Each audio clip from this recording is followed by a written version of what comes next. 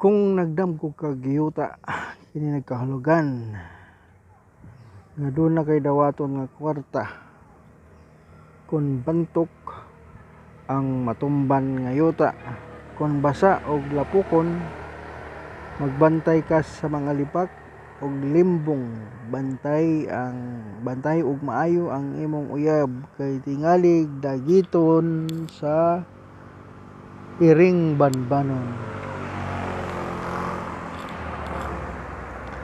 Yoyo, kung magdamo kag yoyo kini nagpasabot nga makabaton o buotang uyab ang dalaga nga magdamgo nga nagdula sa yoyo. Sugton ang usa ka alitaw nga nanguyab bisan kausara siya maligo sa usa ka bulan. Matuman ang imong mga pangandoy sa kinabuhi.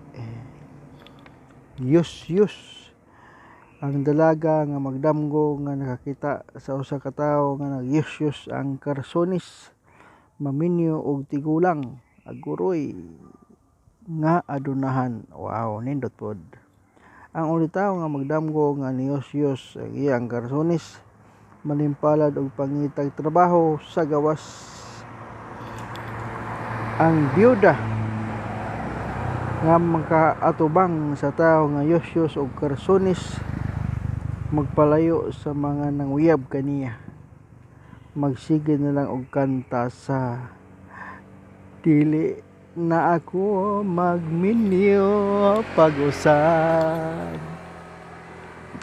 Yawi, kung magdamgo kag yawi kini nagkahulugan nga saligan ka sa imong amo. Saligan ka sa imong kapikas sa kinabuhi. Yawa, kung magdamgo kag yawa kini nagkahulugan nga kinahanglan magmatngon ka sa mga tentasyon. Dunay sakit nga moabot ang usa ka minyo pasaligan sa nagpakaulitaw. Apan dakong minyo ug dunay mga anak nga pulos ka magulangan, pasaligan og homosexual. Yamog, kung magdamgo kag yamog kini kahulugan nga dunay kwartang moabot apan dili dako. Magbantay sa pangabubho, dunay mag-away tungod sa pangabubho ay maayong abot sa mag-uuma nga magdamgo sa yamog.